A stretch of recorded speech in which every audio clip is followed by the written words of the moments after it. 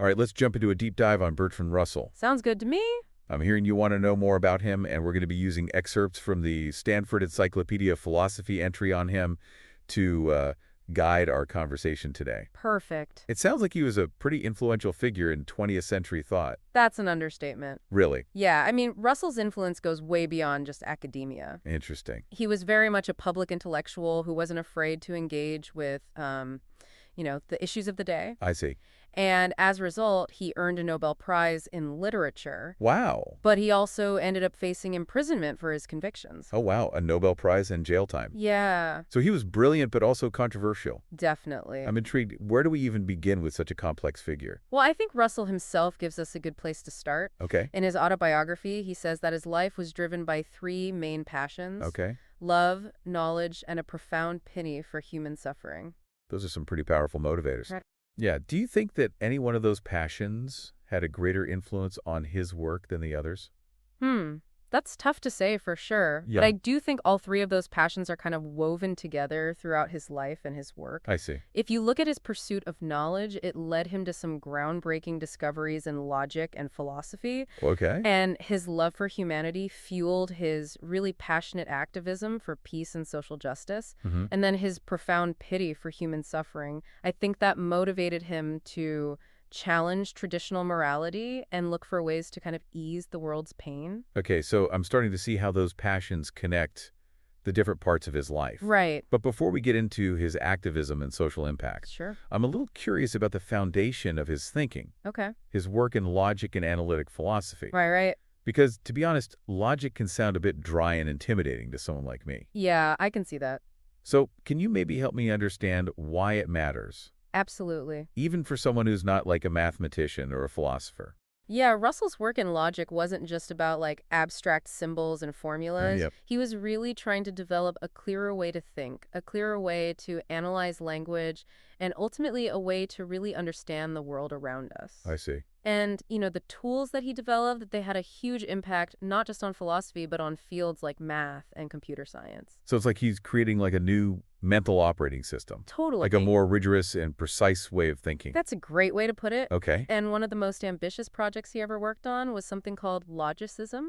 Logicism, okay, I'm sensing a theme here. Yeah, right. Can you explain what that is? So logicism is basically the idea that mathematics at its core can be reduced to logic. Okay. So just imagine trying to prove that all the complexities of math, from basic arithmetic to like advanced calculus, can be built up from this small set of logical principles. Right. That's what Russell and his collaborator Alfred North Whitehead set out to do in this massive book called Principia Mathematica. Principia Mathematica, that's the one that's so dense even Einstein supposedly struggled with it. That's the one. Yeah, it's infamous for its complexity. Okay. But it's important to understand that Russell and Whitehead weren't just like playing a game with symbols. Okay. They were trying to show that like the very foundation of all mathematical truth is pure logic. Right. So you can think of them like intellectual architects searching for the most basic building blocks of math.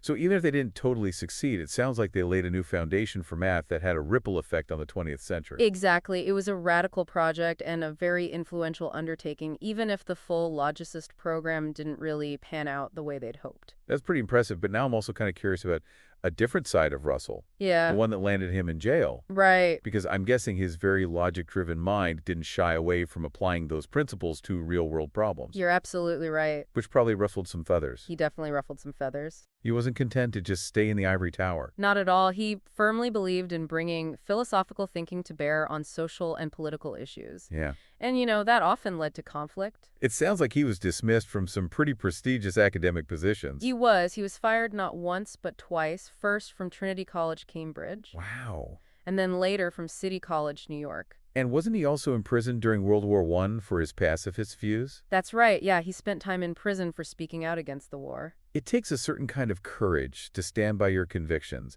especially when they go against the mainstream. He was a man of principle. It sounds like he wasn't just theorizing about logic and ethics, he was actually living them, He was. even when it meant facing some pretty serious consequences. Exactly. For Russell, clear thinking and courageous action went hand in hand. It sounds like he was a true rebel with a cause. He was. He was a rebel with many causes, actually. Oh, really? So let's dig into some of those causes. Sounds good. I mean, pacifism must have been a big one, especially considering the really tumultuous times he lived through. Oh, absolutely. Russell was a staunch pacifist his entire life. Okay. And his opposition to both world wars was completely unwavering, even when it meant fines, dismissals, imprisonment, you name it. I can only imagine the social pressure he must have faced. It was immense. Yeah, for holding such a strong stance during those times. Yeah, but he never backed down.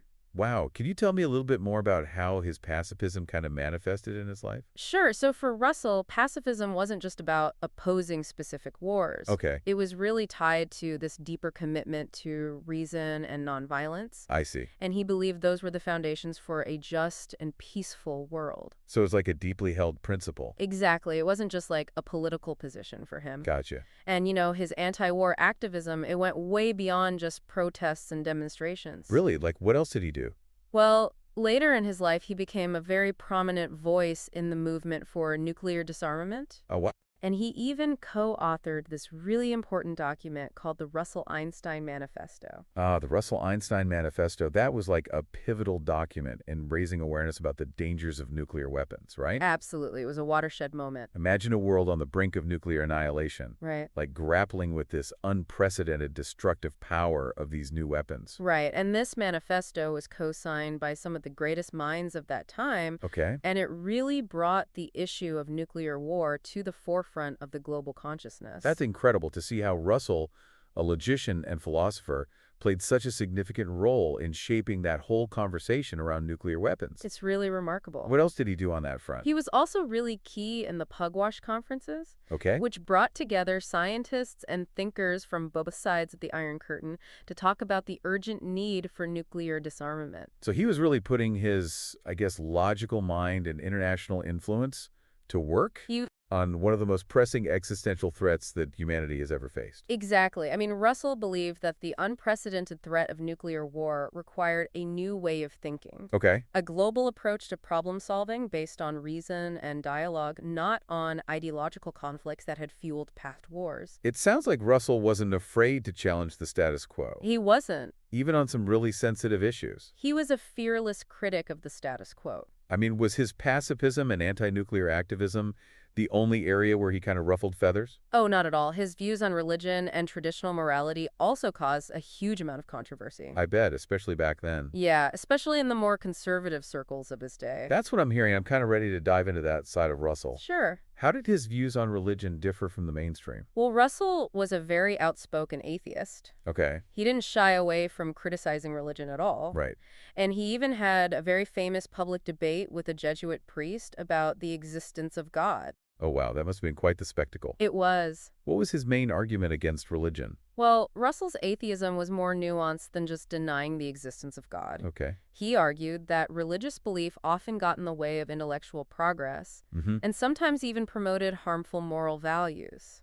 So he saw blind faith as a danger to both intellectual and moral development? He did. That's a pretty bold stance to take, especially back then. It was definitely controversial, Yeah. but he believed that unquestioning adherence to dogma really stifled critical thinking. Okay. And he felt it could even be used to justify all sorts of injustices. Could you give me like a specific example of a moral value that he challenged? Sure, one of the biggest areas was his critique of traditional sexual morality. Okay. He advocated for sex education for young people. Wow, that's pretty progressive for the early 20th century. It was very progressive. Yeah. And he thought that society's prudish attitudes towards sex were not only harmful but also hypocritical.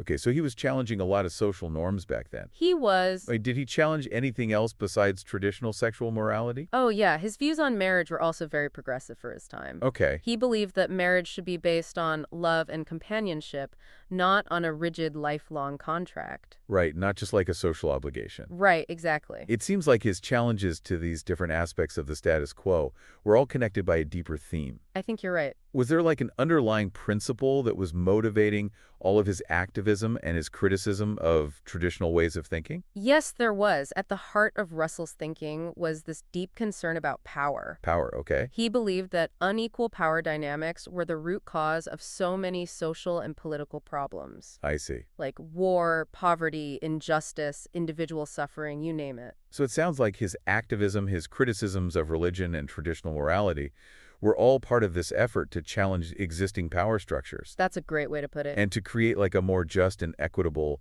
world. Exactly. For Russell, philosophy wasn't just this abstract intellectual game. Okay. It was a tool for understanding and for changing the world for the better. This is so fascinating. I mean, we've covered so much ground already. We have. Logicism, foundations of mathematics, pacifism, atheism, critiques of traditional morality. And there's more. It's like we're getting this glimpse into the mind of a true intellectual revolutionary. He was a revolutionary thinker. Yeah, but I can tell that there's still so much more to explore. There is. What other aspects of Russell's thinking should we kind of dive into next? Well, we've talked a lot about Russell's outward actions and his critiques of systems. Right. But to really get the depth of his philosophy, I think we need to look at how he approached the nature of knowledge itself Okay. and even existence itself. All right, lead the way. I'm ready for more. So one of the most fundamental questions that Russell really grappled with was this classic problem of the external world. Okay. I have to admit that sounds a little intimidating. Yeah. Can you break that down for me? Sure. For those of us who haven't, spent years in philosophy classes? Absolutely. So it basically boils down to this. How can we be sure that our perceptions actually line up with a real world outside of our minds? Okay. How do we know we're not just brains and vats being tricked into thinking that there's an external reality? That's a really unsettling thought. It is. It's kind of a mind-bending question. It's like straight out of a science fiction movie. Exactly. So how did Russell even begin to tackle such a huge question? Well, he approached it with his signature blend of logic and analysis. Okay. He started by making a distinction between two types of knowledge by acquaintance and knowledge by description. Two types of knowledge. I'm intrigued. Tell me more. Okay, so think of knowledge by acquaintance as the most direct and immediate type of knowledge we can have. Okay. It's about being directly aware of something. Okay. Like the sensation of red when you see an apple. Right. It's not about knowing facts about the apple. I see. Like its scientific name or its nutritional value or whatever. It's really about that pure, unfiltered experience of seeing that specific shade of red. Got it. So it's kind of like a gut feeling, Yeah. a primal experience. Yeah, like something that's hard to really put into words. Exactly. Okay. And then you contrast that with knowledge by description. Okay. That's the kind of knowledge we get indirectly Okay. through things like language and concepts and reasoning. Gotcha. It's about knowing facts about things rather than directly experiencing them. Okay. So, for example, you know that the Earth is round, Right. even though you haven't personally flown around it and seen the curvature for yourself. Right. I've seen pictures and I've learned about it in school. Exactly. But I haven't directly experienced the roundness. Right. So you have knowledge by description of the Earth's roundness. Okay, I see. But you have knowledge by acquaintance of that apple's redness. I got it. Okay, so how does this all relate to the problem of the external world? Yeah, how do we get from these raw sensations to a belief in a solid world out there? Well, Russell thought the key was to start with what we can be most certain of, Okay, which is those direct, immediate experiences we have by acquaintance. gotcha. So from that foundation of certainty, Right. we can then use logic to build up a coherent picture of the world. So it's like building a house. Yeah. You start with a strong foundation of those direct experiences, and then you use logic as the framework to build up a more complex structure of understanding on top of it. That is a perfect analogy, and Russell believed that the building blocks of the structure were things he called sense data. Sense data. Okay, now I'm curious. Yeah. What are those exactly? Okay, so think of sense data as the raw material of our perception, Okay, the very basic units of experience. okay, So these are things like colors and shapes and sounds and smells, right. the immediate qualities of what we experience. Okay, And the idea is that we can be absolutely certain of these sense data even if we're not sure about the nature of the physical world that's causing them. so I might not know, what's causing that sensation of blue when I look at the sky. Right. But I can be certain that I'm experiencing that blueness. Exactly. Okay, so from this foundation of sense data, Yeah. Russell believed that we could logically construct our concept of physical objects and even the whole external world. Yes, he was essentially trying to rebuild our understanding of reality, Wow. starting from those most basic elements of experience. It's pretty mind-blowing. It is. It's a very ambitious undertaking. I'm starting to see how it all kind of fits together. Yeah, We ground our knowledge in the certainty of our sense data, right. and then we use a logic to build up more complex ideas, like physical objects and the external world. Precisely. But did Russell's approach totally solve the problem of the external world? Yeah, are there still unanswered questions? Well, that's a question that philosophers are still debating to this day. I bet. It's a very tricky problem. Yeah, While Russell's theory was really groundbreaking and influential, right. it wasn't without its critics. I can imagine it's a pretty radical idea It is. to kind of reduce the world down to these basic units of experience Right. and then rebuild it using logic. Yeah, it's a very bold approach. What kind of criticisms did his theory face? Well, some philosophers argued that it oversimplifies our experience, Okay, that it doesn't fully capture the richness and complexity of what it's actually like to experience the world, right. and others questioned whether logic alone is enough to bridge the gap between those sense data and our beliefs about physical objects. So even Russell, with all of his powerful logic, he couldn't silence all of the skeptics. Even the greatest minds can't fully resolve every philosophical problem. Right, okay, But, the fact that we're still talking about Russell's ideas today right. really shows how influential his work was. I agree. And his work on the problem of the external world was a major contribution to the field, even if it didn't provide a definitive solution. Yeah, it's really impressive how he was able to apply his logical thinking to these big fundamental questions about the nature of knowledge and reality. He was a master of taking on those big questions. He was, but I'm also getting the sense that his work wasn't just about these abstract problems. Right. It sounds like he was also trying to understand the underlying structure of reality itself. You're exactly right. Is that accurate? Yeah, and in fact, that desire to analyze and really get at the bottom of things led him to develop this fascinating theory called logical atomism. Logical atomism. Okay, I'm suddenly having flashbacks to chemistry class. I know, Are we going to talk about atoms and molecules? Not exactly, although there are some interesting parallels there. Okay, So logical atomism is basically the idea that the world is made up of these simple, indivisible facts, okay. much like matter is made up of atoms. So instead of physical atoms, we Yeah. have these logical atoms of facts. Exactly. Okay, I like that. And just as physical atoms can combine to make molecules, these logical atoms can combine to make more complex facts. Okay, so a simple fact might be the sky is blue. Mm-hmm. And then you can build up more complex facts from there. Yeah, that's the basic idea. Okay, so how do we know that these logical atoms even exist?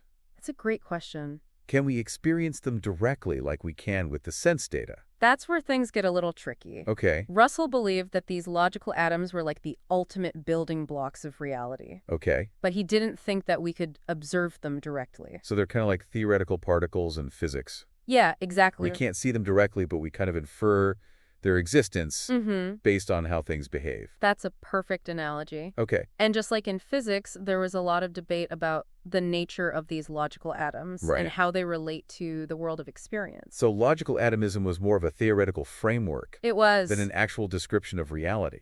Yeah, it was an attempt to give a really rigorous and systematic account of the world. Okay, He wanted to clarify the relationship between our thoughts, our language, and the world around us I see. in a way that was really clear and precise. So it's like he was striving for a grand unified theory of everything. He's a very ambitious thinker. Yeah. And while logical atomism might not have given all the answers, Right. it had a profound impact on 20th century philosophy. It's incredible how he was able to use logic to explore these really big questions It is. about the nature of knowledge and reality. Yeah, he was fearless in tackling those fundamental questions. He was, but I'm also curious about how these abstract ideas connected to his activism Okay, and his efforts to change the world. sure. Was there a link between his philosophical work and his social and political views? Oh, absolutely. Russell didn't see a hard separation between those realms at all. I see. He really believed that a clear understanding of the world, which he thought we could get through logic and reason, Mm-hmm. could help us create a more just and equitable society. That's a really powerful idea. It is. That logic isn't just for academics. Right. But it can actually be a force for positive change in the world. Yeah, for Russell, knowledge and action went hand in hand. Okay, so how did this belief play out in his life? Well, he dedicated his life to showing that connection. Hmm. He used his platform to advocate for peace, Right. to challenge traditional morality, Yeah. and to fight for the world where reason and compassion were more important than ignorance and prejudice. He sounds like a true champion of reason. He was. Like a rebel who used logic as his weapon of choice. I love that description. That's a great way to put it. Yeah. And his legacy is still inspiring us today It is. to think critically and act courageously in the face of injustice. That's pretty inspiring. It is. I'm definitely feeling inspired right now. Good. I mean, we've gone through his views on knowledge, logic, even the structure of It's reality. been quite a journey. It has. What other fascinating things can we glean from his work? Well, we've touched on this a bit indirectly, but to really understand Russell's philosophy, I think we need to explore his concept of power. power. That sounds pretty loaded. It is. It's a complex topic. I'm ready to hear how he tackled it. Okay, great. Okay, so when Russell talked about power, he wasn't just talking about like political control or economic dominance. Okay, It was a much broader idea for him, I see. like this fundamental force that kind of shapes human interactions at every level. So he saw it as something more primal Yeah, and like more pervasive than just those traditional forms of power we usually think about. exactly. Okay, so what was his perspective on it then? He believed that the desire for power, Okay. this drive to kind of control and influence others, Mm-hmm. is really deeply rooted in human nature. Okay. And he saw it as like a motivating factor behind everything, Wow. from personal relationships to family dynamics to social movements, international conflicts, you name it. So the power struggles that we see playing out on a global scale are basically just like magnified versions of the power dynamics that exist in our everyday lives. Precisely. And Russell thought that understanding this basic drive for power was super important for explaining all sorts of things. Like what? Well, like the causes of war and conflict, Mm-hmm. but also things like the pursuit of happiness and fulfillment. Okay, I'm starting to see how this idea of power might connect a lot of his different ideas. Yeah, it's a key concept in his thinking. But how did he actually break down this idea of power? Right. Did he see it as like one big monolithic force, or were there different types of power at play? That's a great question. And in his book, Power, A New Social Analysis, Okay. Russell actually identifies several different forms of power, Okay. each with its own kind of unique characteristics. Interesting. Like what? Well, he talks about political power, obviously, but also economic power, social power, even the power that comes from knowledge and expertise. So like a scientist who makes some groundbreaking discovery, Yeah, or an artist who creates a masterpiece. exactly. They're wielding a form of power in Russell's view. They are. They're shaping how we understand the world. Okay. They're influencing our thoughts, our emotions, our actions. Interesting. Even a charismatic leader who inspires a mass movement, that's a form of power too. Right. Even if they don't have any official political position. So it's like power is this invisible current